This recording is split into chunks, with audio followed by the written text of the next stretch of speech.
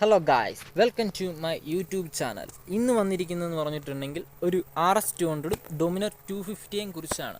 വില വന്നിരിക്കുന്നതെന്ന് പറഞ്ഞാൽ രണ്ട് ഏകദേശം സെയിം തന്നെയാണ് വന്നിരിക്കുന്നത്.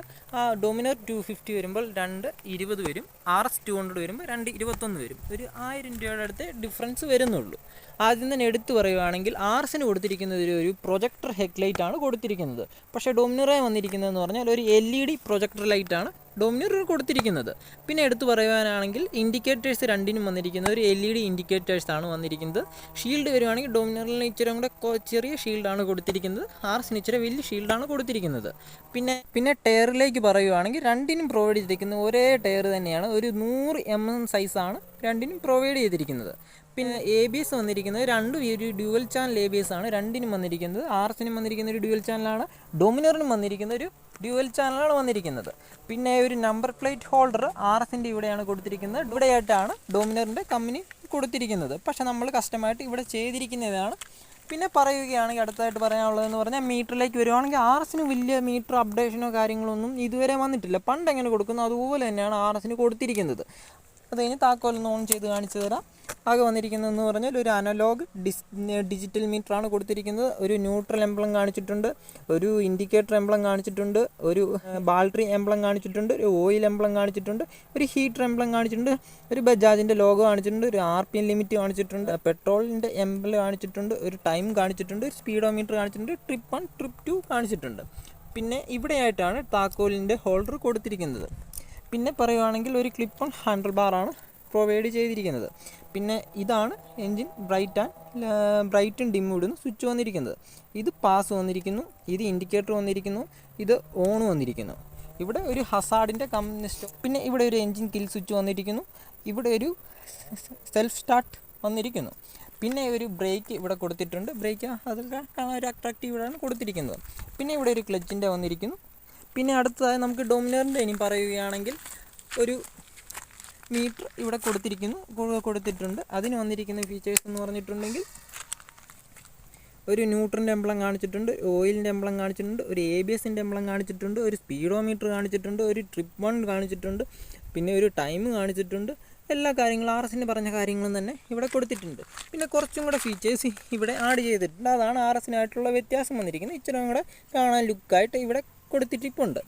പിന്നെ ഒരു ഡൊമിനറിൻ്റെ എംബ്ലം കാണിച്ചിട്ടുണ്ട്, പിന്നെ ഹസാർഡ് സ്വിച്ച് ഇവിടെയാണ് വന്നിരിക്കുന്നത്, പിന്നെ ഒരു ഡിം ബ്രൈറ്റ്, പിന്നെ ഇൻഡിക്കേറ്റേഴ്സ്, പിന്നെ ഓൺ സ്വിച്ച്, പിന്നെ എൻജിൻ കിൽ സ്വിച്ച്, പിന്നെ ഒരു പ്രൊജക്ടർ മാറ്റുന്ന ഒരു സ്വിച്ചാണ് ഇവിടെ വന്നിരിക്കുന്നത്.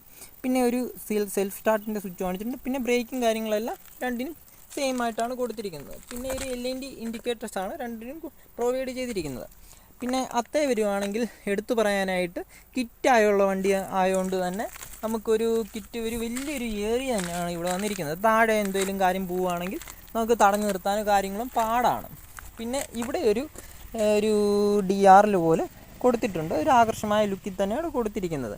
പിന്നെ ഇതൊക്കെ കസ്റ്റം ചെയ്തിട്ടാണ്, ഈ ഷീൽഡ് കസ്റ്റമാണ്, ഇത് കസ്റ്റമാണ്, ഇതെല്ലാം കസ്റ്റമായിട്ട് നമ്മൾ ചെയ്തിരിക്കുന്നതാണ്. പിന്നെ ഇതിൻ്റെ എൻജിൻ പറയുവാണെങ്കിൽ ഒരു 199.5 cc, ഒരു 24 bhp ആണ് ഇതിന് വന്നിരിക്കുന്നത് എൻജിൻ പ്രൊവൈഡ് ചെയ്യുന്നത്. പിന്നെ പറയുവാണെങ്കിൽ ഒരു ഒതുക്കി തന്നെ ഒരു ടാങ്ക് കൊടുത്തിട്ടുണ്ട്, ഒരു സീറ്റ് കൊടുത്തിട്ടുണ്ട്. പിന്നെ ഡൊമിനറുമായിട്ട് എടുത്ത് പറയുകയാണെങ്കിൽ ഇതിൻ്റെ ഒരു ഷോക്ക് വന്നിരിക്കുന്നത് ഇച്ചിരി ഹാർഡായിട്ടാണ്. അതായത് ടൂറിങ്ങിന് വേണ്ടിയല്ല, ഇതൊരു സ്പോർട്സ് മൂഡ് വണ്ടി ആയതുകൊണ്ട് തന്നെ ഇച്ചിരി ഹാർഡായിട്ടാണ് കൊടുത്തിരിക്കുന്നത്. പിന്നെ ഇതിന് എക്സോസ്റ്റ് ഉണ്ട്, അത് ഞാൻ റിമൂവ് ചെയ്തിട്ട് വെച്ചിരിക്കുകയാണ്. ഒരു എൻജിൻ ഭാഗമൊക്കെ അടക്കി തന്നെ ചെയ്തിട്ടുണ്ട്. പിന്നെ ബാക്കിലേക്ക് നമ്മുടെ ഡൊമിനറിലേക്ക് വരുവാണെങ്കിൽ ഒരു 248 cc 27 bhp ആണ് കൊടുത്തിരിക്കുന്നത്. അത്യാവശ്യം നല്ലൊരു പവറും കാര്യങ്ങളും കൊടുത്തിട്ടുണ്ട്. രണ്ടും പറയുവാണെങ്കിൽ ഒരു മിഡ് റേഞ്ച് RPM-ലെത്താണ് രണ്ട് വണ്ടിക്കും പവർ കിട്ടുന്നത്. പിന്നെ പറയുവാണെങ്കിൽ ഒരു ഡബിൾ സൈഡ് എക്സോസ്റ്റ് കൊടുത്തിട്ടുണ്ട്, പക്ഷേ RSൻ്റെ വരുമ്പോൾ ഒരു എക്സോസ്റ്റേ ഉള്ളൂ. പിന്നെ ഒരു രണ്ട് ബാക്ക് ടയർ രണ്ടിൻ്റെയും പറയുവാണെങ്കിൽ ഒരു 130 mm സൈസാണ് രണ്ടിനും കൊടുത്തിരിക്കുന്നത്. പിന്നെ രണ്ട് LED ഇൻഡിക്കേറ്റേഴ്സാണ്. പിന്നെ ബ്രേക്ക് ലൈറ്റ് വരുന്നത് അതൊരു പഴയ ഒരു ഹെഡ്ലൈറ്റാണ്, പകുതി പേർക്ക് ഇഷ്ടപ്പെടാത്തൊരു ഹെഡ്ലൈറ്റാണ്. അത് കാരണം അതുകൊണ്ട് തന്നെ പകുതി പേര് കസ്റ്റമായിട്ട് ചെയ്തിട്ടുമുണ്ട്. പക്ഷേ ഇതിന് വന്നിരിക്കുന്നതെന്ന് പറഞ്ഞാൽ ഇച്ചിരി കൂടെ അട്രാക്റ്റീവാണ്. ഡൊമിനർ 400ൻ്റെയും 250യുടെ ഏകദേശം ഒരുപോലത്തെ തന്നെയാണ് കൊടുത്തിരിക്കുന്നത്. നല്ല ലുക്കായിട്ടുള്ളൊരു ഇത് തന്നെയാണ് ചെയ്തിരിക്കുന്നത്.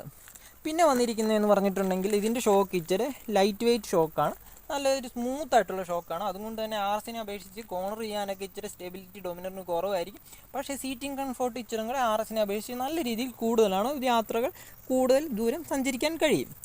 ഇച്ചിരിയും കൂടെ നല്ലൊരു മോഡലും ലുക്കും കാര്യങ്ങളും പറയുവാണെങ്കിൽ RS നേരത്തെ തൊട്ട് ഒരേ മോഡലാണ് കൊണ്ടുവന്നിരിക്കുന്നത്. 15 തൊട്ട് ഒരേ വണ്ടിയാണ് കൊണ്ടുവന്നിരിക്കുന്നത്. വലിയ വ്യത്യാസങ്ങളും കാര്യങ്ങളൊന്നും കൊണ്ടുവന്നിട്ടില്ല.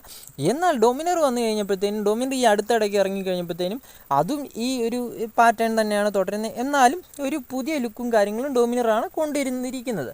പിന്നെ വെയിറ്റിലേക്ക് വരുവാണെങ്കിൽ ഡൊമിനറിന് വരുന്നതെന്ന് പറഞ്ഞിട്ടുണ്ടെങ്കിൽ 187 കിലോയാണ് ഡൊമിനറിൻ്റെ വെയിറ്റ് വന്നിരിക്കുന്നത്. പക്ഷേ RS വരുവാണെങ്കിൽ ഒരു 170 കിലോയാണ് RSന് വെയിറ്റ് വന്നിരിക്കുന്നത്. പിന്നെ പറയുകയാണെങ്കിൽ രണ്ടും നല്ല വണ്ടികളാണ്.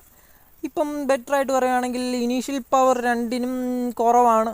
RSനെ അപേക്ഷിച്ച് ഇച്ചിരിയും കൂടെ കുറവാണ് ഡൊമിനറിന് വരുന്നത്. പക്ഷേ ഒരു മിഡ് റേഞ്ച് RPMലേക്ക് വരുമ്പോഴത്തേനും RS നല്ല പെർഫോമൻസ് കാണിക്കും, ഡൊമിനർ നല്ല പെർഫോമൻസ് കാണിക്കും. ഒരു ടോപ്പ് എൻഡൊക്കെ രണ്ട് വണ്ടീസ് ഏകദേശം സെയിമാണ്. 150 കവർ ചെയ്യാനൊക്കെ രണ്ട് വണ്ടിക്ക് ഒത്തിരി ടൈമോ കാര്യങ്ങളൊന്നും വേണ്ട, ലാഗും കാര്യങ്ങളൊന്നുമില്ല.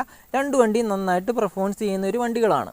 പിന്നെ പറയുകയാണെങ്കിൽ മൈലേജിൻ്റെ കാര്യത്തിലേക്ക് വരുമ്പോൾ ഇടുക്കി റോഡിൽ കൂടെ എനിക്ക് കിട്ടിക്കൊണ്ടിരിക്കുന്ന മൈലേജ് എന്നൊരു 40+ കിട്ടുന്നുണ്ട്. 40, 42, 43 അങ്ങനത്തെ ഒരു മൈലേജ് കിട്ടുന്നുണ്ട്. അതായത് നല്ലപോലെ വണ്ടി ഓടിക്കുവാണെങ്കിൽ ഒരു 18 കിലോമീറ്റർ മൈലേജാണ് ഡൊമിനറിന് വന്നിരിക്കുന്നത്. 18 തൊട്ട് 20 കിലോമീറ്റർ വരെയാണ് വന്നിരിക്കുന്നത്. അതിൽ ഇനിയും വ്യത്യാസം വന്നിരിക്കും. അവന് കിട്ടിക്കൊണ്ടിരുന്ന മൈലേജാണ് അവൻ പറയുന്നത്. ചിലപ്പോൾ അതിൽ കൂടുതൽ കിട്ടുന്നവർ ഉണ്ടാകും. അപ്പം വീഡിയോ വൈൻഡപ്പ് ചെയ്യുന്നു. എല്ലാവരും ഇഷ്ടപ്പെട്ടിട്ടുണ്ടെങ്കിൽ സബ്സ്ക്രൈബ് ചെയ്യുക, ലൈക്ക് ചെയ്യുക, കമൻറ്റ് ചെയ്യുക, ബെല്ലൈക്കൺ അമർത്തുക. അപ്പം ബൈ.